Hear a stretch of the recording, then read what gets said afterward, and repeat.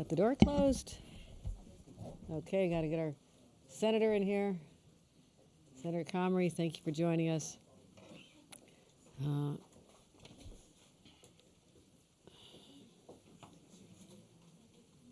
Nobody else? Let's get her to answer it. Yeah. Madam President? Is everybody all set? Yes. All right, now we're ready to start. One of the best things I ever get to do in this job is to play with children, especially 3-year-olds, because I happen to be a 3-year-old expert with a 3-year-old grandchild. And I just spent time going from room to room in this incredible place at the York College Child Care and Family Center, a place that is welcoming and warm and loving. And that's what I took away from this. And I just want to expand this to even more children. And I want to thank Shirlene Dertinger, the director of this wonderful, wonderful place, for welcoming me and making me feel right at home here with the beautiful children. Senator Comrie, who's been a great champion for his district, and many more projects that he has pushed us to do are going to be underway, and I thank him for his leadership. Of course, speaking of leadership, we have an extraordinary leader of CUNY system, our Chancellor Felix Matos Rodriguez, and our president of York College, Claudia Schrader. So this will be brief. I just want to talk about kids, because when we invest in our kids, we're investing not just in their future, but the future of our state. And I'm glad to be back here to talk about something we all agree on. You know, young families, even when I was, believe it or not, part of a young family many, many years ago, trying to start out and raise a family.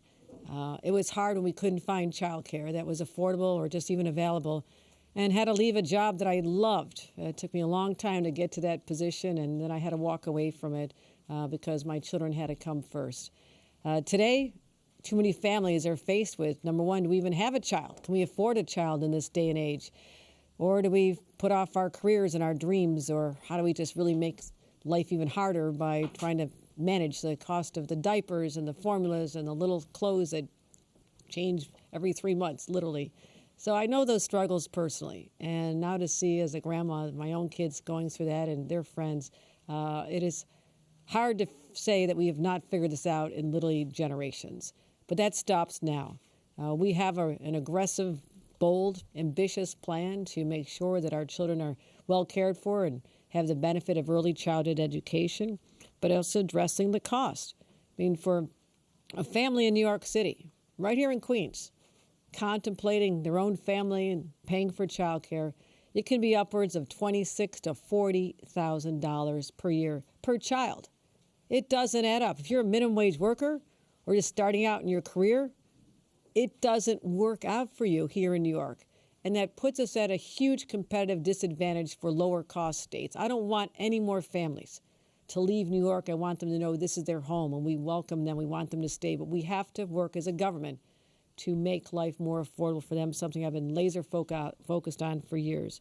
So now I've already invested $8 billion in child care over the last 4 years as your governor, and I'm proud to team up with the newly elected mayor of New York City, Zohran Mamdani, to realize his plan for what he wants to see and build on programs that have been in place here in New York City but never reached their full potential. What we're talking about is with state assistance helping open up the slots we need for the 3K program, right-sizing it, putting the slots where there's demand, and figuring that part of it out, which is one of his top priorities. But then why not start getting going on a program that is going to take care of our 2-year-olds as well, the 2Care program. So we'll fully fund that. The state of New York is committed to fully funding that, not just this year, which is what normal budgeting is, but I've already taken the unprecedented step of committing next year as well, so they can count on this money for the duration. So they've launched a program, or we'll be launching a program in a number of 4 priority districts, and we're going to be watching closely how to operationalize that and to scale that up throughout the city. So I'm very excited about that as well. Statewide, we have rest of state, not as far ahead as New York City was when having universal 4-year-old programs and 3-year-old programs. So I have declared that by 2028, the entire state of New York will be offering for every parent of a 4-year-old the availability of a 4K program, either in their schools or in partnership with local providers. That's how we get on the path But also at the same time, I announced this in Poughkeepsie yesterday, that we're going to invest in 3 pilot programs in Dutchess County and Monroe County and Broome County to start with newborns to 3-year-olds and support community-based programming there as well. So this year alone then, we're talking about a major investment of $4.5 billion investing in our kids. I think that's smart money, and everyone should agree. This is going to change the lives of thousands of families and children across New York, and I'm real excited about making sure that this happens. And also, one more point. It's not just for the families. When I was starting out, the thought was this is you and your family's problem. You wanted to have a family, you figure it out. Society didn't seem to care, and certainly businesses didn't think it was their problem. This is one area I've seen a dramatic shift. Businesses know that they can be more competitive when they can open up their opportunities to everyone who wants to work, including a lot of the women who end up being the ones as primary caregivers who have to, or the ones who have to sacrifice. So this is good for business. And we're also going to be working with businesses to incentivize them to provide either on-site childcare, give them what they need to make this happen, or other opportunities they have because they're vested in this as well. When our parents go back to work, the economy roars, New York State is going to continue to realizing its full potential, and I'm very excited about that as well. So we continue our journey to talk about something that is one of my top priorities, but also one of my favorite topics, which is how we take care of our children. Thank you. We'll take some on-topic questions. Two questions for you. The first, while we also have the CUNY Chancellor here, if we're building out a larger early childhood education system, it's going to involve more qualified educators to do it. Can you talk about how you envision working with your higher ed partners, whether it's CUNY, SUNY, to build out that pipeline of adults at the front of these classrooms? And two, on the topic of education, your State of the State policy book did not include any changes to foundation aid here in New York City. We got less funding in New York City than we anticipated with the changes to foundation aid last year. Do you plan on revisiting? That is a question that will be answered in days at our budget address. So there's a reason it wasn't mentioned because there's a price tag, and that's something we historically do in the budget address. So stay tuned for that. We've already started building out the workforce. We knew that what I've been doing for the last 4 or 5 years now is saying we want to get to universal child care. I actually announced this over a year ago. But what we had not done before, previous governors had not invested in the infrastructure to make that happen. What am I talking about?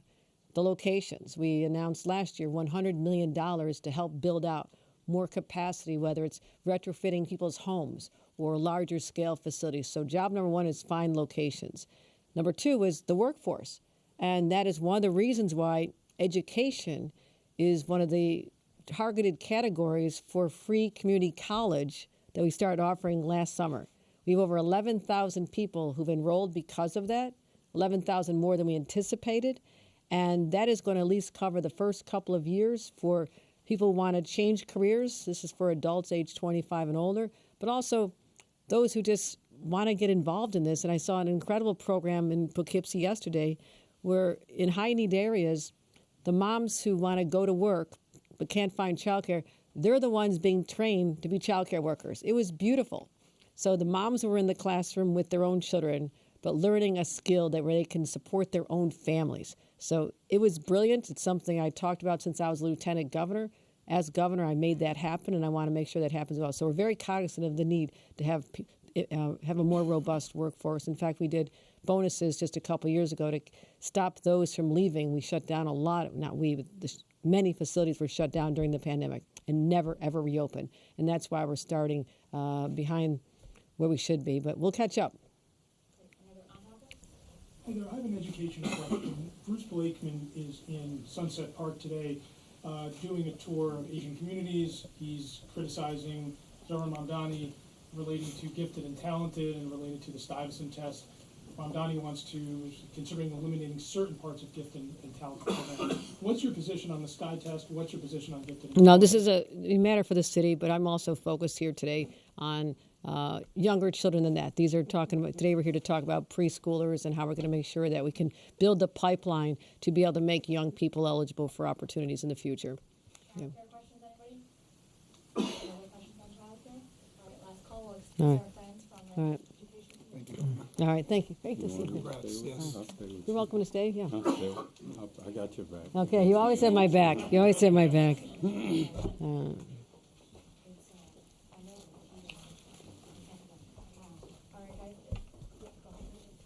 I need to address something, though.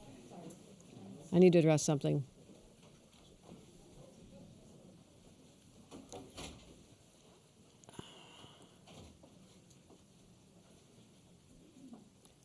Here we are in Jamaica, Queens, one of the most diverse places on the planet. Enriched because this has been a welcoming place for generations of people from around the world, all walks of life, people coming here for the same reason my immigrant grandparents came here in search of a better dream and leaving great poverty or their circumstances back home. In the last year since Donald Trump has been president, that has been turned upside down. People are now, instead of working in their businesses and supporting their families and worshiping where they want to, they're in hiding. And we have now seen an escalation beyond what I don't think any American could have contemplated. The militarization of our streets, places like Minneapolis, that led to the fact that a 6-year-old that woke up with a mom one day went to bed an orphan. And it's time for us to stand up. Here in the state of New York, we are taking bold action to say, if ICE crosses the line and denies the constitutional rights of our residents, that there are consequences, that people should be able to hold them accountable, number one. Number two, there have to be sensitive places.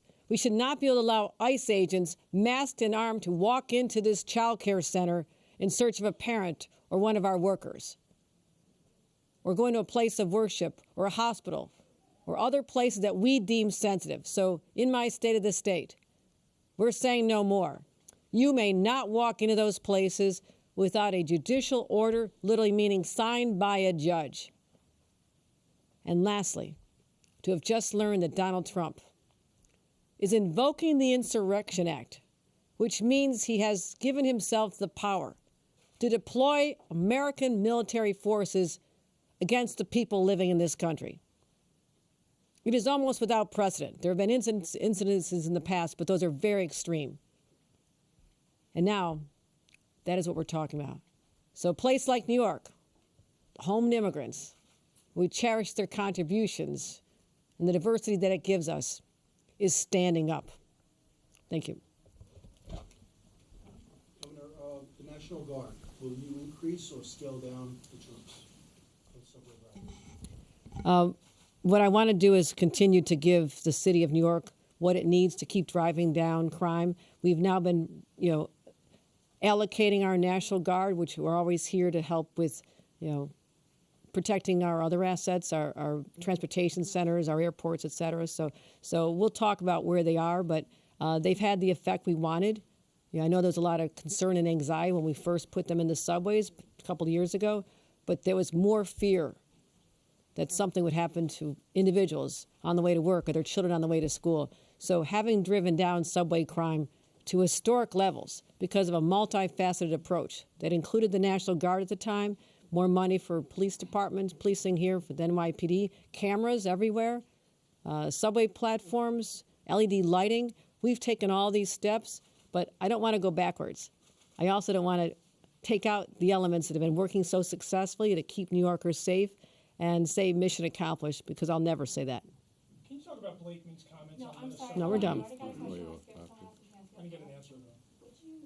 What's your opinion about maybe possibly raising the taxes to pay for the universal child care in the long run? Because I know it is very expensive, and I know you're. I think the governor made her position clear on that on Tuesday, and I think it's kind of unfair to repeat the question again. She's going to be coming out with her tax plan next week, and with all due respect, you should wait to hear it then.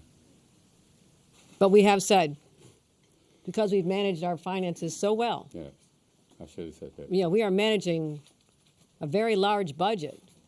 And you've seen us create more opportunities and make more investments, whether it's $50 million for Jamaica Station, which this community desperately needs, or investments in childcare and education and healthcare.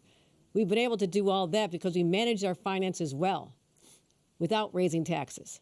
So I don't support raising taxes just for the sake of raising taxes. Obviously we have to look at if Donald Trump, eviscerates half our budget or some cataclysmic circumstance in the future, I have to keep all options on the table. But we don't have to do this to fund the ambition that I laid out in my State of the State address because we've been managing our budgets and our finances so well. All right. All right. We're not going to answer the Blakeman question. We are, Yeah, no, I don't think. yeah. You may have heard his comments in Minnesota, so I want to ask you two things. First, what do you think of them? And two, if Trump sends the National Guard in, the Minnesota governor wasn't able to keep him out. How can you keep him out? I will continue to make the case that as a former resident of this city, a business person in this city, someone who has employees and buildings here, and a lot of friends, that the president should look at the surge that they could be talking about in terms of ICE agents or the National Guard as destabilizing. He knows how critical we are to the national economy. We are the backbone of this country. And for him to just throw gasoline and create a fire, throw a match on it, is, I think, not in his interest or the interest of his friends or the businesses that he cares about. So that is what the argument I will continue to make to him. I made it successfully before when there was talk that he was going to send the National Guard and ICE agents more aggressively after Chicago. And I spoke to him, and he reiterated our conversation the next day in a press conference that I told him we've got this under control, that if we need any help, I know where to call you.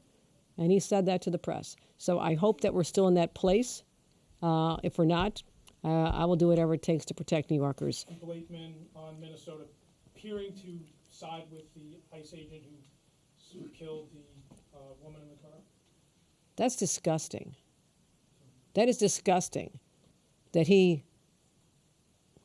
thinks that a woman standing up with her voice, not threatening, but saying something to an individual carrying a gun with a mask on, who is clearly not a threat, that he thinks that the murder of her was justified. I think everybody in the state should know that. Everyone should know that. That is just too far. Last question. Okay. Yeah. I was wondering if you could talk a little bit more about the Back to Basics plan that you announced for math. Can you provide some more details about how exactly Yeah. you're going to revamp math instruction and what kind of approach you want to use and what that'll mean for districts like New York City that already have a math curriculum, although the city's curriculum has received some criticism? First of all, we talked to the experts. I'm not going to tell you right now that I'm going to redesigning a math program. It was not my strongest subject in school. Mine neither. Okay, I'll admit that.